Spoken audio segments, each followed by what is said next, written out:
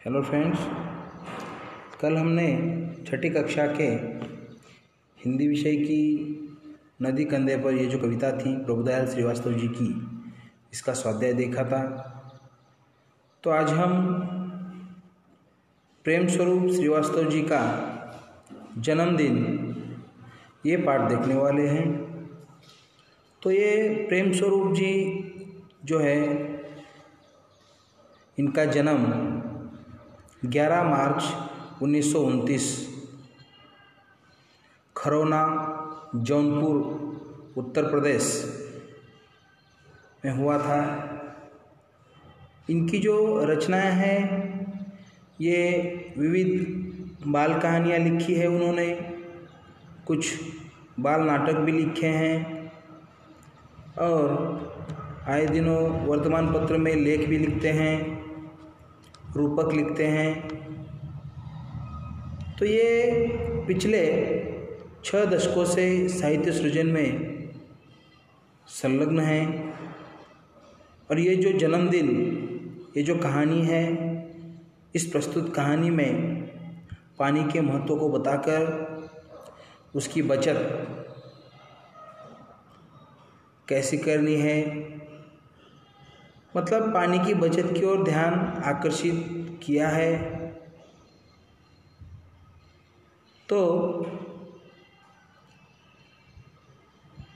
ये पाठ शुरू करने से पहले उन्होंने मैं कौन हूँ ये सूचना, निर्देश, आदेश, अनुरोध, विनती के वाक्य विराम चिन्ह सहित पढ़ो और समझो, ऐसे लिखा है। तो देखो ब्रैकेट में पहला जो वाक्य है, बगीचे के फूल फल तोड़ना मना है। बगीचे के फल फूल तोड़ना मना है, ये तो सूचना है ना। दूसरा जो वाक्य है, जैसे फल सब्जी लेकर घर आओ, ये जो दिया है ये आदेश दिया होगा, है ना। फिर तीसरा, चंदा मामा बाल पत्रिका पढ़ो, ये अनुरोध किया है, अपनी कृपा दृष्टि बनाए रखें, ये विनती की है। बच्चों ने कहा कृपया हमें अंतरिक्ष के बारे में बताएं, ये भी विनती है ना। चंदा मामा बाल पत्रिका पढ़ो शायद निर्देश होगा। तो ये सब सूचना, निर्देश, आदेश, अनुरोध, विनती, ये वाक्य हमने पढ़े। तो अब आइए, अब हमारा पाठ शुरू करते हैं। गर्मी पड़ने लगी थी, धीरे धीरे उसके तेवर तीखे हो चले। किसके? सूरज के। सूरज आग बरसाने लगा, मगर इन सब से बेखबर बबलू अपने में ही व्यस्त था, मस्त था। बबलू को कुछ लेना देना नहीं था। गर्मी पड़े, सूरज आग बरसाए, वो अपने में ही मस्त था। उसे बाथरूम में घुसे आधा घंटा हो चुका था। देखो, शावर के नीचे उसकी धमाचौकड़ी मची हुई थी, मतलब वो नाच करके शावर के नीचे नहा रहा था। कभी तो वह शावर के साथ नल की टोटी भी खोल देता। तो आपको मालूम है, शावर भी ऊपर से और फिर नल की टोटी भी चालू कर देता था। अंत में माँ को ही चिल्लाना पड़ा, बबलू क्यों इस तरह पानी बर्बाद कर रहे हो? माँ, मैं ऐसा कुछ भी नहीं कर रहा हूँ, मैं तो बस नहा रहा हूँ। इस गर्मी में मेरा मन तो करता है कि घंटों नहाता रहूं, बबलू बोला। पर बबलू की जो ये आदत थी वो बहुत बुरी थी, और इस आदत की वजह से उसके माता पिता दोनों परेशान थे। वो मंजन करते समय देर तक पानी बहाता रहता। मंजन चालू है और वहाँ टोटी खुली छोड़ रखी है, ऐसे हर रोज करता। स्कूल में भी उसे अपनी इस आदत के कारण डांट खानी पड़ती। वह वहाँ के नल की टोटी भी अक्सर खुली छोड़ देता, पानी पीता और टोटी खुली छोड़ के जाता। एक पानी की ही बात नहीं थी, बिजली के साथ भी यही होता। वह कमरे में न हो तब भी पंखा खुला भी, कूलर भी बंद करना भूल जाता था। कभी वो पढ़ते पढ़ते सो जाता, तब भी बल्ब जलता रहता, माँ को ही बुझाना पड़ता। तो देखो ये बबलू जो है ये अपने मन की करता है, किसी चीज़ के ऊपर ध्यान नहीं देता। वो पानी का अपव्यय करता है, बिजली का भी अपव्यय करता है ना। तो पानी हो या बिजली हो, यानी कि ऊर्जा ही है दोनों। पानी पीने से हमको ऊर्जा आती है और बिजली से भी हमको ऊर्जा मिलती है। दोनों का भंडार सीमित है, दोनों भी सीमित समय तक की है। दुनिया के सभी लोग ऐसा करने लगे तो क्या होगा? सभी लोग, नहाना वहाना तो दूर, लोग एक घूंट पानी के लिए तरस जाएंगे। पानी पानी करके लोगों को मरना पड़ेगा अगर सारी दुनिया के लोग ऐसा करने लगे तो। लेकिन यह बात बबलू की समझ में बिल्कुल ना आती।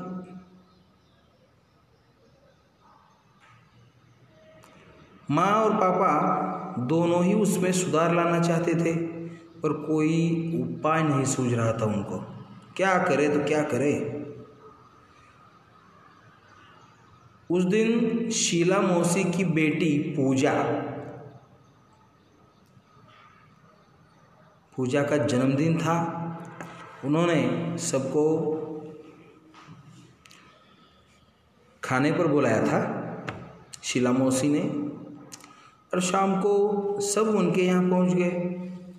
पर बबलू को वहाँ पसरा सन्नाटा देख बड़ा आश्चर्य हुआ। कैसा सन्नाटा था? देखो कि मेज पर भोजन लगा हुआ था, मतलब टेबल पर गुब्बारे और रंगीन झालर भी सजे हुए थे, पर कमरे में बिजली की रोशनी नहीं थी। देखो सब अच्छा किया था बर्थडे के दिन, लेकिन बिजली नहीं थी, रोशनी नहीं थी। कूलर पंखा भी नहीं चल रहे थे, बिजली ही नहीं, जाहिर सी बात है तो कूलर पंखा कैसे चलेंगे। केवल एक मोमबत्तियाँ का धीमा प्रकाश फैला हुआ था। जो केक पे लगाई मोमबत्तियाँ होती है तो उसका सिर्फ धीमा प्रकाश फैला हुआ था पूरे रूम में। सब गर्मी से परेशान नज़र आ रहे थे, सब त्रस्त नज़र आ रहे थे। तो शीला मौसी ने बताया, गर्मी बढ़ जाने के कारण बाहर तमाम जगहों पर बिजली का भार बढ़ गया है। मतलब हर कोई बिजली का जो यूज़ है वो बढ़ा रहा है। तो शीला मौसी ने क्या बताया, गर्मी बढ़ जाने से बाहर तमाम जगहों पर बिजली का भार बढ़ गया है, इसलिए कंपनी ने अपने यहाँ भी आज से कटौती शुरू कर दी है, बिजली की कटौती शुरू कर दी है। आज कॉलोनी के इस ब्लॉक में कटौती हुई है, आज हमारे ये जो कॉलोनी है इसमें कटौती हुई है, फिर बारी बारी दूसरे ब्लॉकों में कटौती करेंगे। इससे क्या, हम पूजा का जन्मदिन तो हंसी खुशी से मनाएंगे ही। इससे क्या, शीला मौसी ने बोला, इससे क्या, हम पूजा का जन्मदिन तो हंसी खुशी मनाएंगे ही। फिर पूजा की माँ ने आरती उतारी और मिठाइयाँ बांटी, हैप्पी बर्थडे बोल के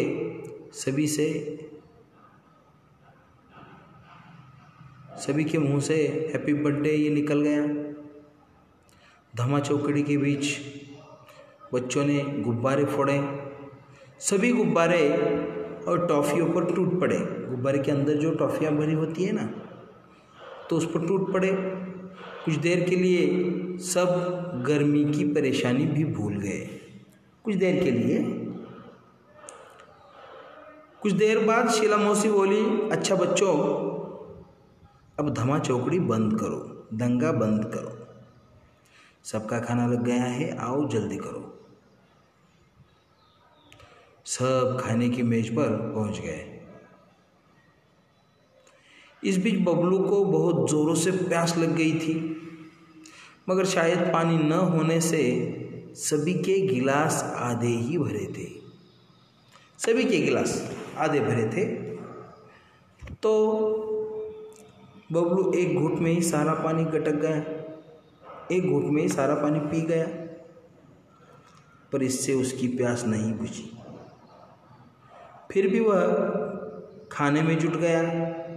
2-4 कौर भीतर जाते ही उसकी प्यास और भड़क उठी। 2-4 कौर खाए उसने। कौर मतलब हम मराठी में घास बोलते हैं। 2-4 कौर खाए, फिर प्यास और भड़क उठी। वह प्यास से बेचैन हो उठा।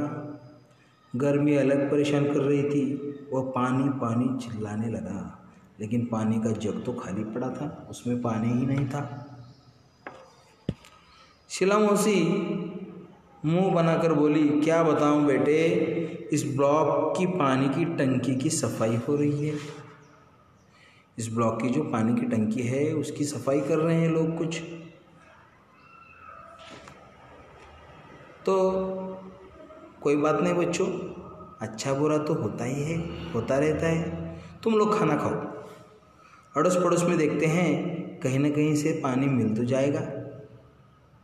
लेकिन इस आश्वासन से बबलू को कोई राहत नहीं मिली। प्यास से उसका गला सूखा था। खाने का एक कौर भी गले से नीचे नहीं उतर रहा था।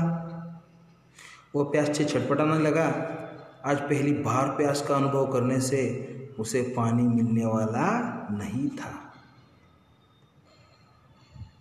जैसे आज पानी को तो बबलू से अपनी बर्बादी का जी भरकर बदला जो लेना था, अब तो बबलू क्या तमाम बच्चों का धैर्य जवाब देने लगा। सबको प्यास लग गई। तभी एक चमत्कार हो गया। अचानक बिजली आ गई। कूलर पंखे चलने लगे। कमरा बिजली की रोशनी से जगमगा उठा। सभी बच्चे खुशी से चिल्ला उठे, मगर बिजली आने भर से तो प्यास बुझने वाली नहीं थी। अंकल को भी अचानक कुछ याद हो आया।